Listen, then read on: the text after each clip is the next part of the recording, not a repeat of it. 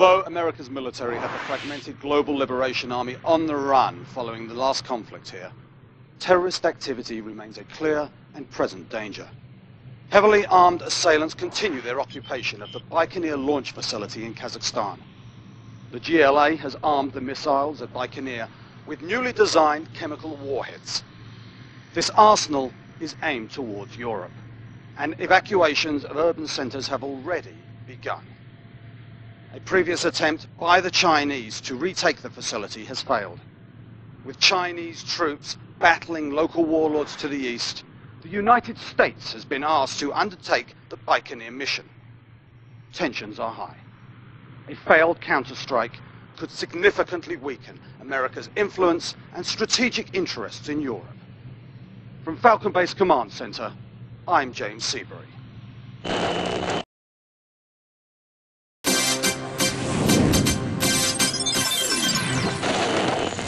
With the victory at Baikonur and the elimination of a GLA missile threat under their belts, American forces face the task of rebuilding a landscape ravaged by war. Aboard these ships are tons of food and medical supplies en route to a desperate population.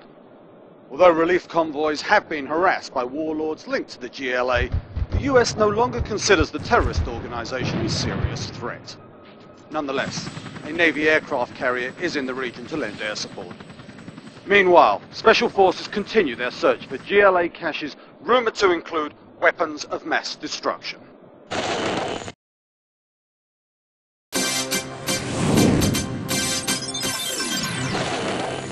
terrorist base, destroyed by American forces while defending civilian relief convoys, has yielded documents that provide important clues regarding the GLA's toxin program. Reports suggest that a key research facility, as well as a possible source of funding for the lethal program, have been identified. Although the US commander will not provide confirmation, our network analysts predict that if the intelligence is reliable, America will respond. This is James Seabury, reporting from Falcon Base.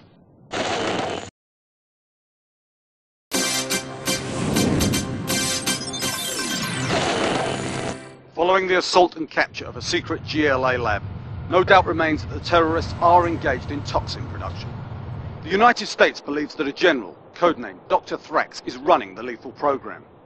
Little is known about this elusive extremist, who has also been charged with war crimes by the World Court. We understand there is intense pressure on American intelligence agencies to trace the funding for Dr. Thrax's research. Only by choking off the cash supplied by covert oil supplies can the US hope to cripple the threat of a terrorist army hoarding weapons of mass destruction.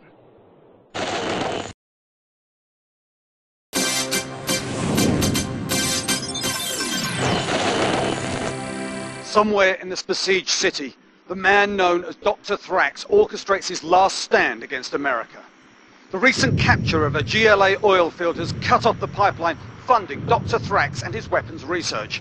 Now, with his enemies closing in, the chemical-wielding warlord threatens to unleash missiles loaded with gamma toxin, among the most deadly nerve agents ever developed. Hoping to avoid an incident even more catastrophic than the Baikonur disaster, the American response is its signature shock and awe campaign. Eliminating Dr. Thrax would surely decimate the GLA's offensive capabilities. Further transmissions may be difficult. This is James Seabury reporting from the field.